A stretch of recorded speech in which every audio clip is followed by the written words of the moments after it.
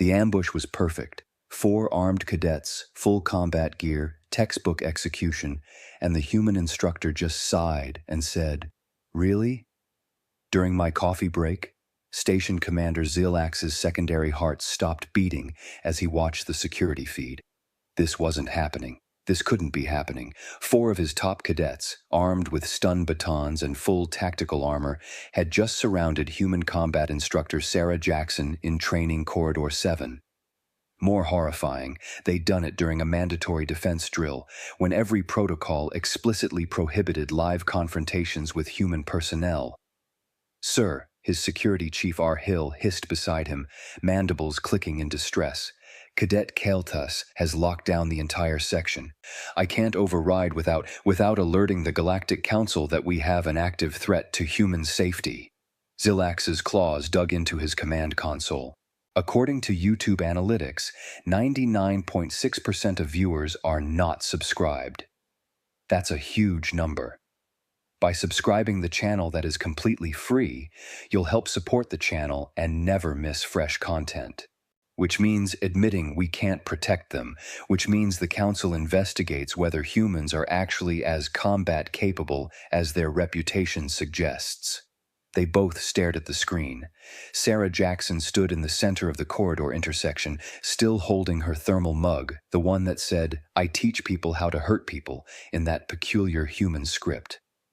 She wore civilian clothes, soft fabric pants, a thin upper garment, and those flexible foot coverings humans called sneakers. No armor, no weapons, not even the ceremonial blade most instructors carried.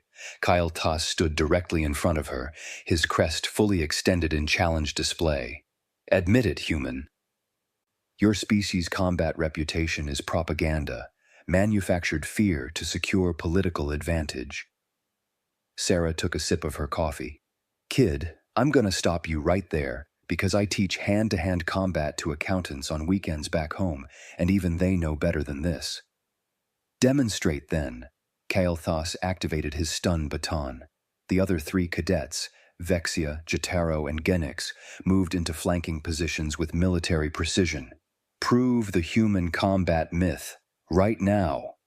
Zilax felt his tertiary stomach clench. These weren't ordinary cadets. Kael'thas had trained for 8 standard cycles. He'd scored in the 97th percentile on combat assessments. Vexia had won 3 sector-wide martial competitions. The other 2 were only slightly less accomplished. Against them, one human, 5'6", maybe 140 pounds, holding a beverage. "Security chief, what are their declared objectives?" Zilax barely recognized his own voice. Kael'thas filed it as a verification exercise 30 seconds before initiating. By the time our systems flagged it as unauthorized, he'd already frozen the lockouts. Rahil's antennae drooped. "Sir, if the human is injured, or worse, if she's proven vulnerable, our entire defensive alliance collapses. The Council chose humanity as shock troops because nothing scares our enemies like humans do. If that's revealed as a bluff, 17 star systems depend on the threat of human military intervention." Zilax couldn't look away from the screen. 300 billion lives rely on our adversaries believing that humanity can and will end them if provoked. On screen, Sarah shifted her weight slightly. "Look, I'm going to give you one chance to call this off. Go back to your bunks, and we forget this happened. Because I haven't finished my coffee and I really don't want to deal with the paperwork." "Coward," Kael'thas lunged. Everything happened in under 2 seconds.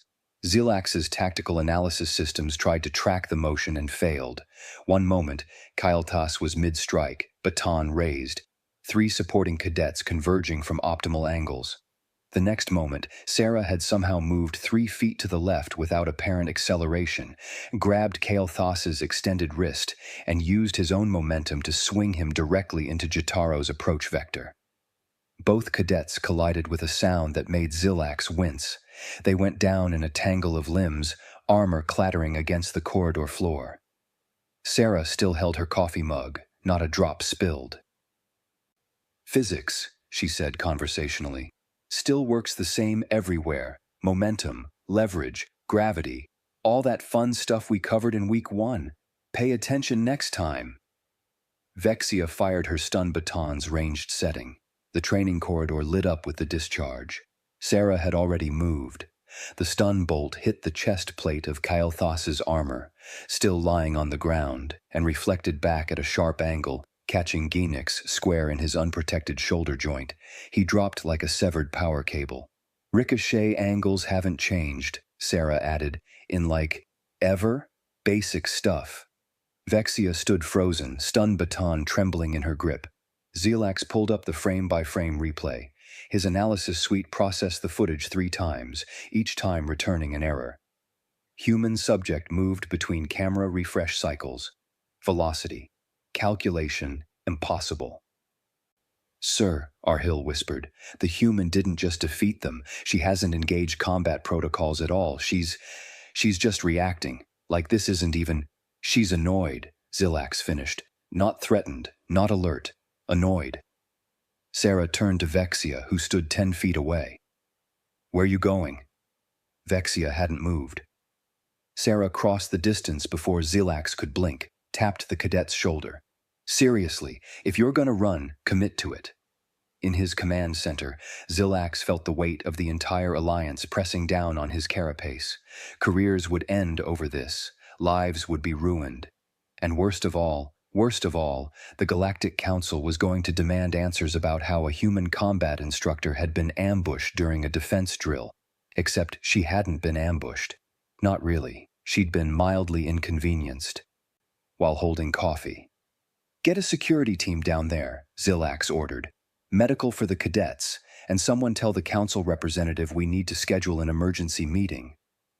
What do we tell them, sir? Xelax watched Sarah examine her coffee mug, checking for chips. Tell them the truth. Our cadets tried to prove humans aren't as dangerous as we thought. And? They proved the opposite.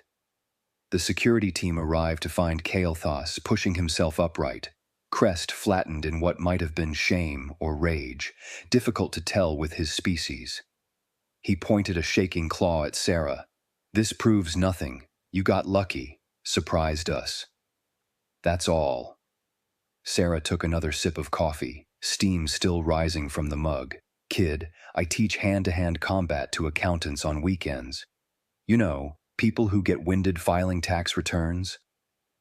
And they'd have seen that coming. Then let's try again. Kael'thas struggled to his feet, recovered his stun baton. Fair engagement, 1-on-1. You attacked me 4-on-1 and you want fair. Sarah laughed, then shrugged. Sure, why not? I'm awake now anyway. In the command center, Xelax pulled up every combat analysis protocol in the station's database. He'd review this footage for the council, and he needed something, anything that would explain what he was watching. Kael'thas lunged again, this time with better form. Textbook strike pattern, proper weight distribution, optimal extension. Sarah stepped sideways. Just stepped. Casual, like avoiding a puddle. Kael'thas's baton cut through empty air where her torso had been a fraction second earlier. Before he could recover, Sarah's hand wrapped around his wrist. Not hard, almost gentle, and she used his forward momentum to guide him past her. His own force carried him straight into Jotaro, who just regained his feet. Both cadets went down again in an even worse tangle than before. Jotaro's armor made a concerning crunch sound. Momentum's your friend, Sarah said, examining her coffee level. Unless you're on the wrong side of it. Then momentum's a bitch. Xelax replayed the sequence frame by frame. His systems flagged 17 separate impossible elements. Reaction time too fast for neural transmission, force redirection violating mechanical advantage principles, spatial positioning that required teleportation. Commander, his tactical AI reported, tone flat with confusion. The human did not block, parry, or counter the attack. She simply wasn't there when the strike arrived. Then was there to redirect it. I can see that. Sir, that's not how combat works. I know. On screen, Genix, recovered from the stun bolt, raised his weapon and fired from Sarah's blind spot. Proper tactical thinking, attack from concealment, don't announce, maximize surprise. Sarah had already moved. She'd somehow transitioned 3 feet left while turning, and the stun bolt hit Kale Thas's chest plate again, because of course both cadets were still on the ground exactly where the ricochet would occur, and bounced at a mathematically perfect angle into Genix's weapon hand. His stun baton sparked, overloaded, and died. "Physics still works, guys." Sarah gestured with her mug, not spilling a drop despite the motion. "Ricochet angles haven't changed in ever. That's week 2 material." We literally covered incident angles versus reflection angles. Vexia, the only cadet still combat capable, made the smart choice. She began backing toward the corridor exit, weapon lowered, attempting tactical disengagement. "Where you going?" Sarah's voice came from directly behind her. Vexia spun, found the human somehow 15 feet from her previous position, close enough to tap her shoulder. "Seriously," Sarah continued, "if you're gonna run, commit to it. Half measures get you killed." Zilax's tactical AI gave up entirely. Error messages cascaded across his screens.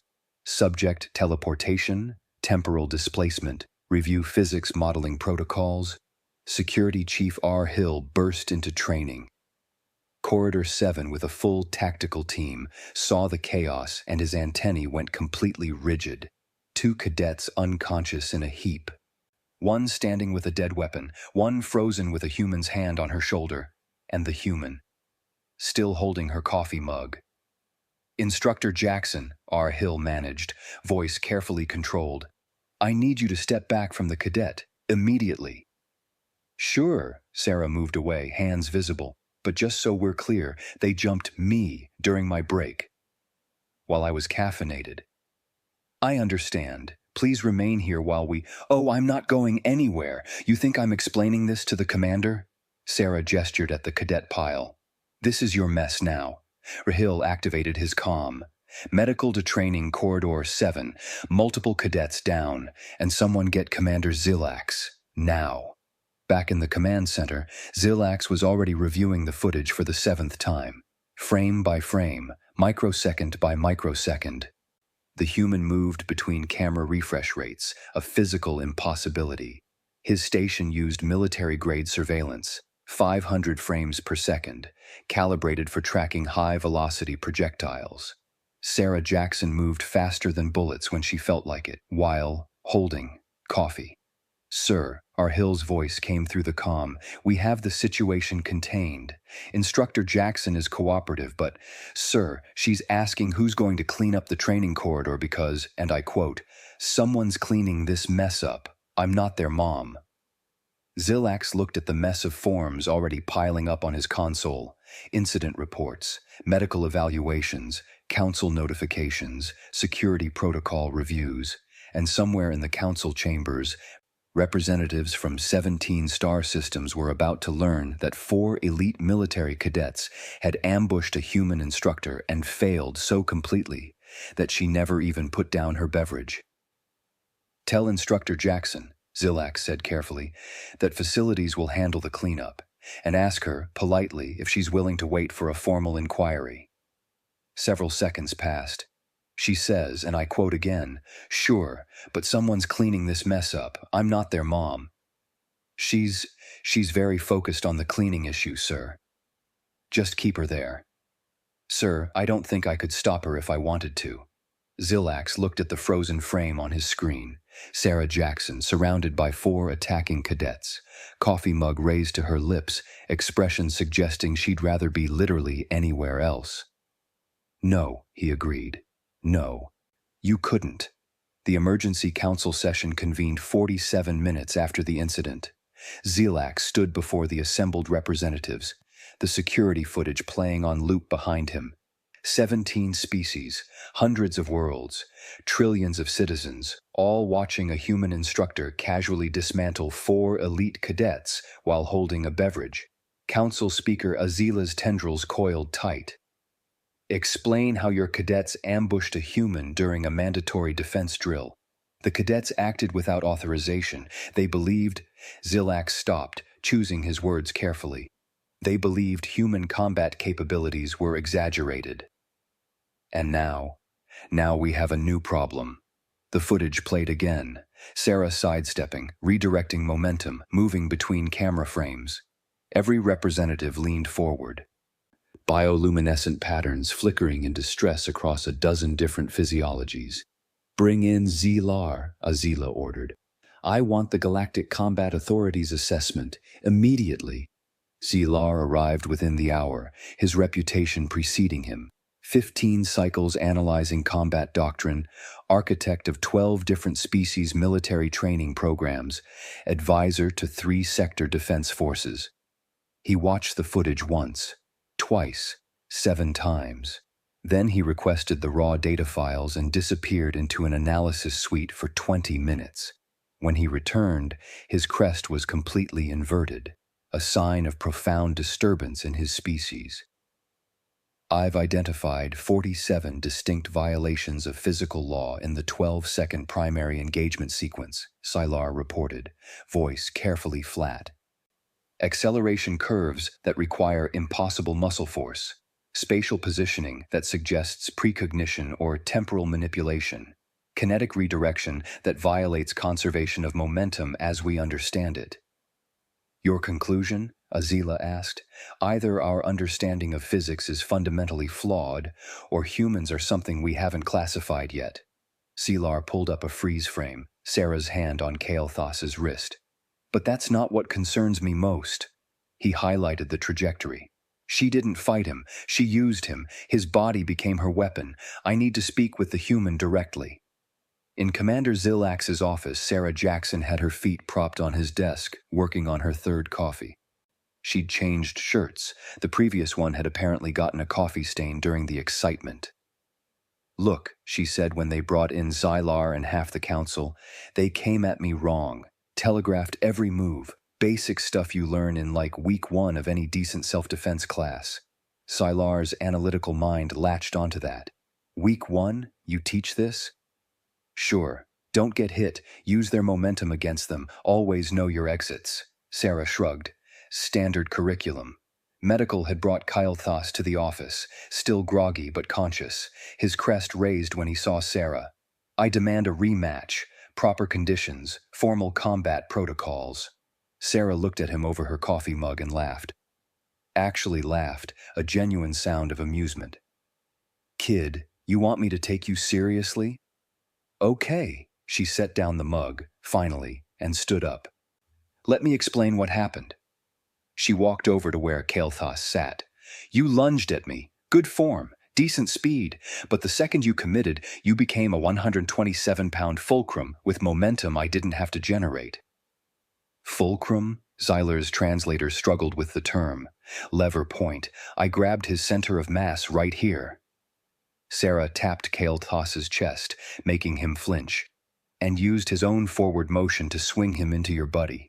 His body weight, plus his momentum, plus gravity doing its thing, equals 2 cadets on the ground. He became my weapon." The office went silent. "Became your weapon?" Rahil's antennae trembled. "You used a teammate as a weapon?" "He wasn't my teammate. He was attacking me." "But yeah, same principle." Sarah looked around at the horrified faces. "What? You guys don't do that?" Zylar pulled up his datapad, claws flying across the interface. "Our combat doctrine: individuals engage individually. Teams operate as coordinated separate units. The concept of weaponizing an ally or an enemy, it's not—" He trailed off, scrolling through tactical databases. "It's not in any military framework I've studied." "You're thinking like targets," Sarah said, grabbing her coffee again. "I'm thinking like a construction worker with a hammer. Everything's a tool if you use it right." "Everything?" Azila's tendrils had gone completely rigid. "Sure, furniture, walls, gravity, the other guy's weapons, the other guy's friends, the other guy himself." Sarah counted on her fingers. "I mean, that's just practical thinking." Zilar was pulling up files now, historical human military records that the Council had archived but never fully analyzed. His expression shifted from confusion to dawning horror. "Speaker Azila, you need to see this." The ancient human battle records played across the screens. Soldiers in primitive armor, using fallen comrades as shields. Warriors throwing other warriors at enemy formations. Entire tactical maneuvers based on using bodies, living or dead, as improvised siege equipment. "They've always fought this way," Zilar whispered. "For their entire recorded history, humans don't see teammates and opponents as separate categories. They see resources, tools.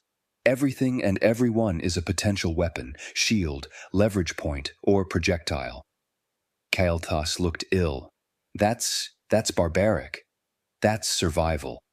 Sarah pulled up Kael'thas by his arm, then demonstrated the grip she'd used. "See? Perfect battering ram, about 140 pounds, decent weight distribution. Armor provides impact protection for him while maximizing force transfer. If I'd needed to clear a door, you'd have been great for it." "That's a person," Arhil's voice cracked. "Yeah, an unconscious person who attacked me during my coffee break." Sarah released Kael'thas, who stumbled back. "He's fine. Probably. Little bruised. He'll heal." Siler looked up from his datapad, crest still inverted. "Speaker, we need to completely revise our threat assessment of humanity.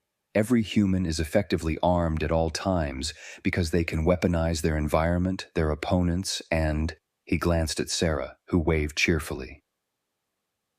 "Apparently, anyone near them. But the Alliance depends on human military support," another council member protested. "If they're this dangerous—" "That's exactly why the Alliance works," Zilax interrupted. "Our enemies are terrified of humans. Now we know why. It's not propaganda, it's not exaggeration." He gestured at Sarah, who'd returned to his desk and put her feet back up. "It's just how they think." Sarah raised her coffee mug in salute. "Happy to help." Zyler compiled his findings into a formal presentation, projecting it across every screen in the office. The data looked like a threat assessment report, because essentially, it was. "Humans have no combat sanctity protocols," he began, highlighting key sections.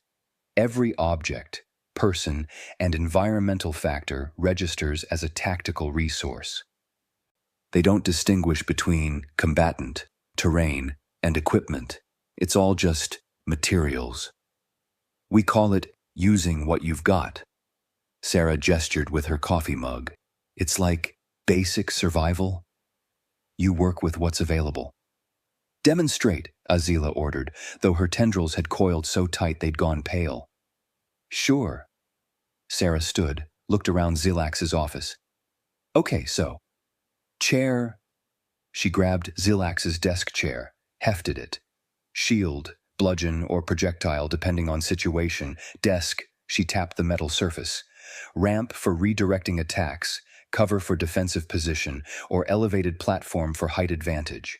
She walked over to where Kael'thas sat, still looking dazed. "And this guy? Counterweight, fulcrum, battering ram, distraction, or, if I'm feeling creative, projectile." She mimed the motion of swinging him. "Maybe 140 pounds of kinetic force if I really commit to the throw." 3 council members backed away from their seats. "You're describing tactical improvisation," Sylar said slowly. "But you're applying it to everything, including allies." "Well, yeah, combat's unpredictable. You can't count on having the right equipment." Sarah set the chair down.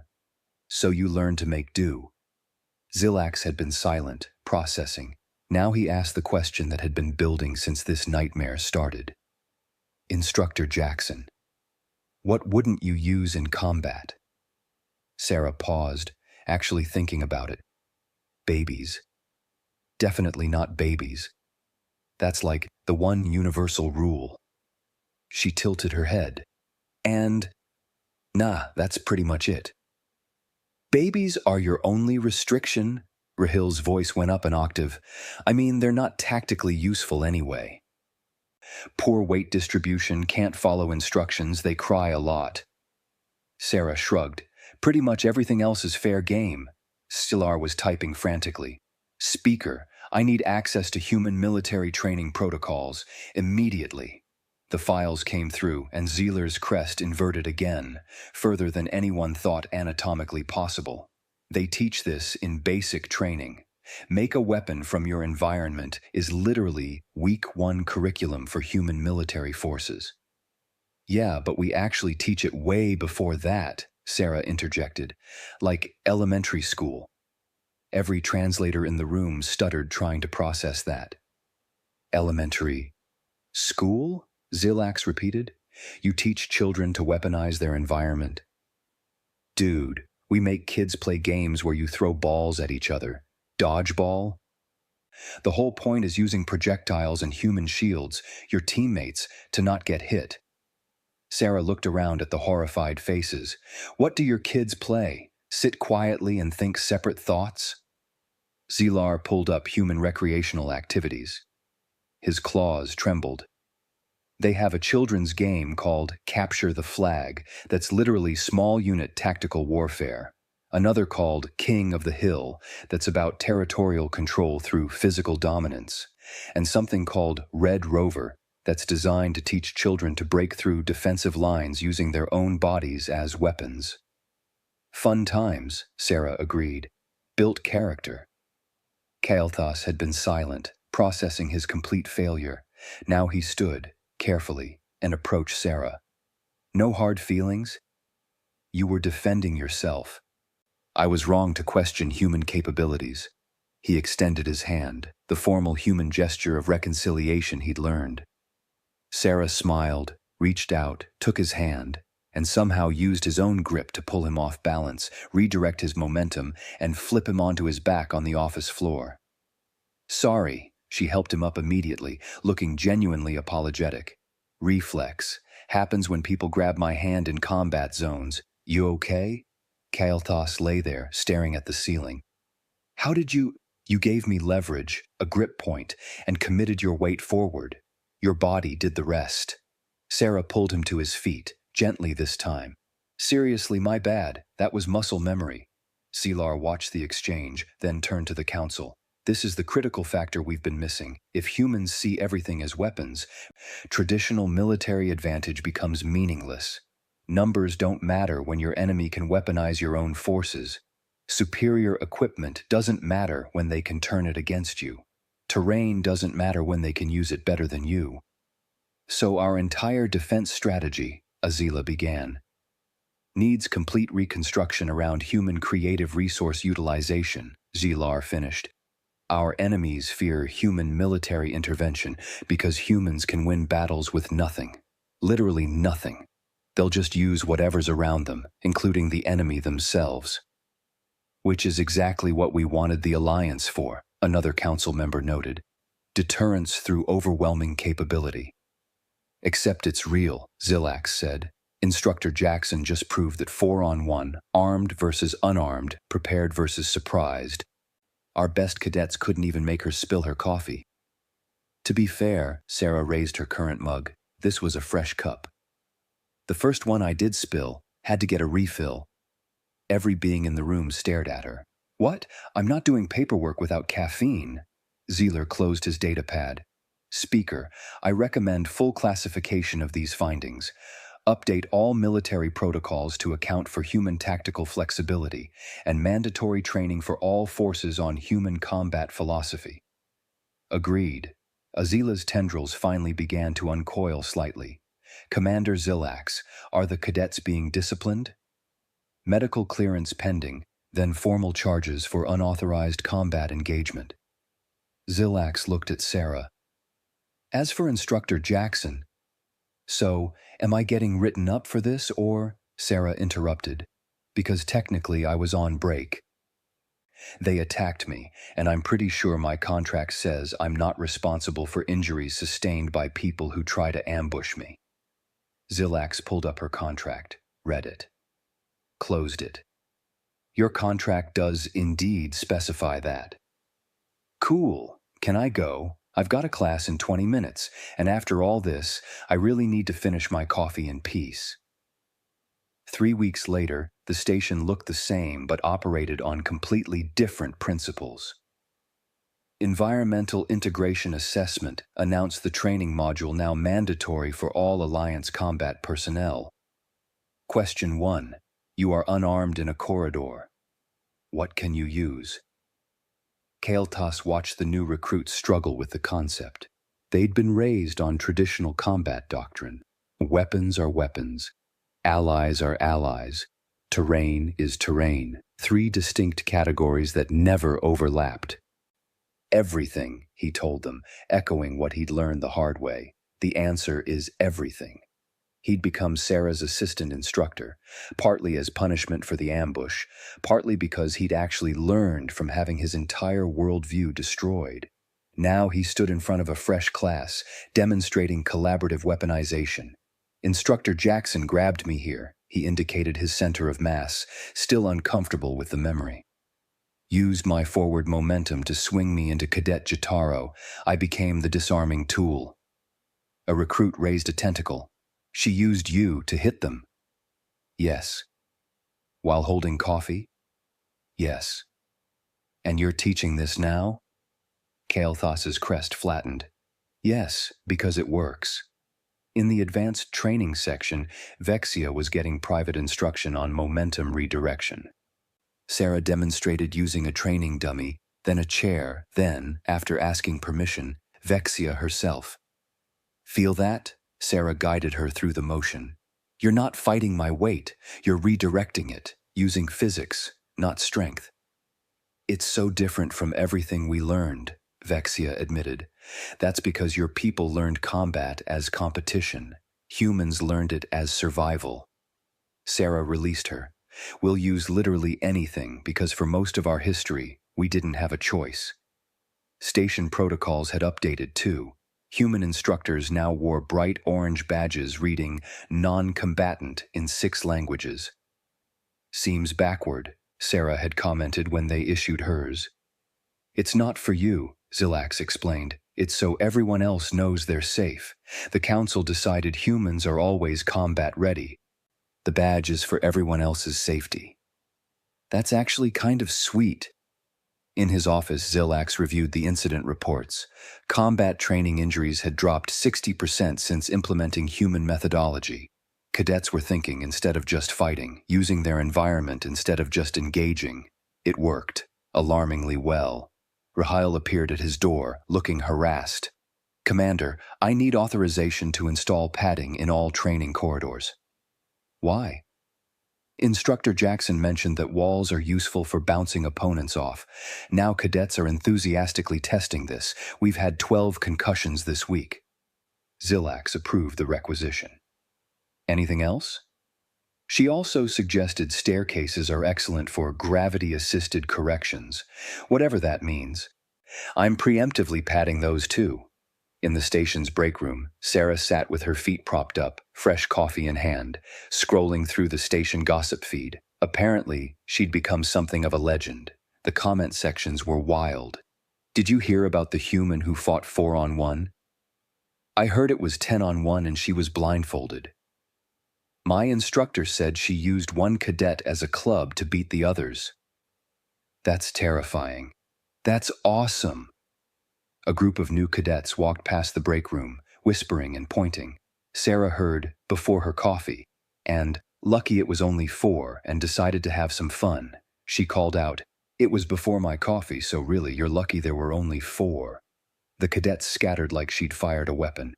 Instructor Jackson, Kael'thas appeared, datapad in hand. Your 1400 class is requesting weapons for today's drill. Sarah didn't look up from her coffee. Tell them weapons are everywhere. They just gotta stop thinking like targets. Yes, instructor, he paused. For what it's worth. Thank you for teaching us. Kid, you tried to prove I was a fraud and ended up as my assistant. That's called character development.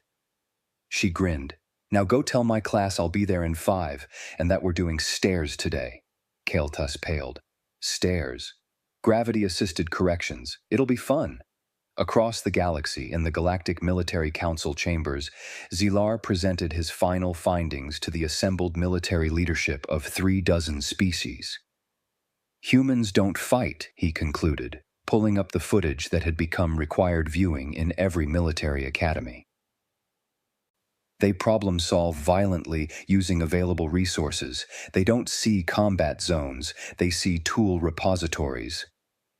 "Your recommendation?" asked the Supreme Commander. "Never restrict human access to anything. If you limit their resources, they'll just improvise with whatever's left.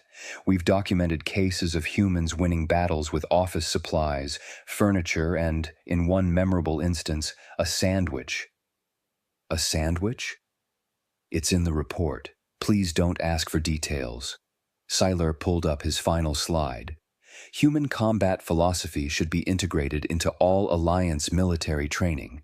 Not because we can replicate their physical capabilities. We can't, but because their mindset of everything is useful creates adaptable, creative forces that our enemies can't predict." The Council approved the measure unanimously. Back on the station, Sarah's comm activated during her break. "Instructor Jackson, this is training control. Your 1400 class is assembled and ready."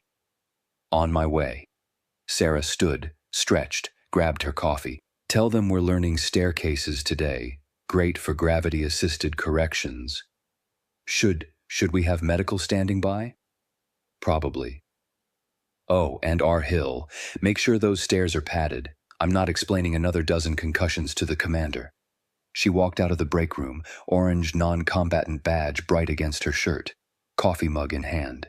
Behind her, a group of cadets whispered frantically about whether to take her class or transfer to a different station. One decided to stay. "If I'm going to serve in the Alliance, I need to learn from the best." "The best at what? Terrifying everyone?" "Exactly."